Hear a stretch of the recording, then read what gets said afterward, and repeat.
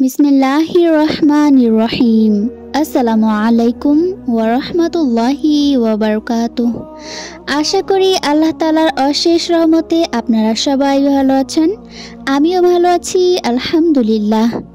ইমাম আহমদ ইবনে হাম্বলের ওপর বিষ প্রয়োগের ঘটনা তার জীবনের অন্যতম গুরুত্বপূর্ণ এবং চমকপ্রদ একটি অধ্যায়। এই ঘটনাটি ঘটে মিহনার অর্থাৎ ধর্মীয় পরীক্ষার সময়, যখন তিনি কারাগারে বন্দী ছিলেন এবং তাকে ইসলামিক বিশ্বাসের ক্ষেত্রে মুতাজিলা মতবাদ মেনে নেওয়ার জন্য চাপ দেওয়া হচ্ছিল।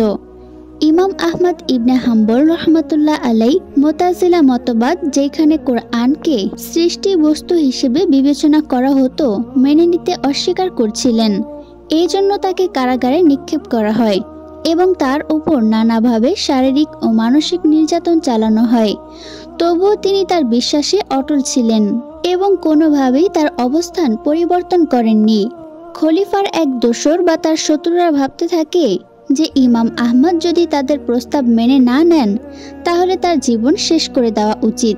তারা সিদ্ধান্ত নেয় যে ইমাম আহমদ ইবনে হাম্বল রহমাতুল্লাহ আলাইকে ধীরে ধীরে হত্যা করার জন্য তার খাদ্যে বিষ মিশিয়ে দেওয়া হবে। এই পরিকল্পনা বাস্তবায়িত হয় এবং একদিন তাকে বিষ মিশ্রিত খাবার পরিবেশন করা হয়। অতঃপর ওই খাবার গ্রহণের পর ইমাম আহমদ রহমাতুল্লাহ আলাই তার শরীরে ব্যথা অনুভব করতে শুরু করেন।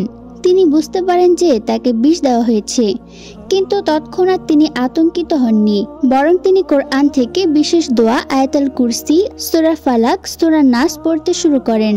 তিনি আল্লাহর কাছে সাহায্য প্রার্থনা করেন এবং আল্লাহর রহমতের ওপর পূর্ণ বিশ্বাস স্থাপন করেন।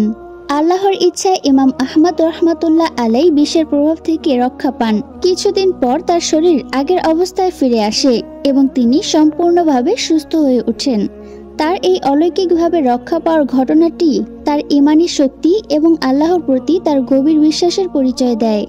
এই ঘটনার পর থেকে তার শত্রুরা আরো বেশি ভয় পেতে শুরু করে। তারা বুঝতে পারে যে ইমাম আহমদ ইবনে হাম্বল রহমাতুল্লাহ আলাইকে শুধুমাত্র শারীরিকভাবে আঘাত দিয়ে তাদের উদ্দেশ্য সফল করা সম্ভব নয়, কারণ আল্লাহর রহমতে তিনি সব ধরনের অত্যাচার থেকে মুক্ত হয়ে থাকেন। এছাড়াও জনগণের মধ্যে তার জনপ্রিয়তা আরো বৃদ্ধি পায় এবং তার প্রতি সম্মান আরো গভীর হয়। এই বিষ প্রয়োগের ঘটনাটি প্রমাণ করে যে ইমাম আহমদ ইবনে হাম্বল রহমাতুল্লাহ আলাই শুধু শারীরিক নির্যাতনের মধ্যেই নয়, বরং তাকে হত্যা করার পরিকল্পনার মাধ্যমেও তার বিশ্বাসে অটল ছিলেন এবং আল্লাহর ওপর তার পূর্ণ নির্ভরতা ছিল। সুবহানাল্লাহ।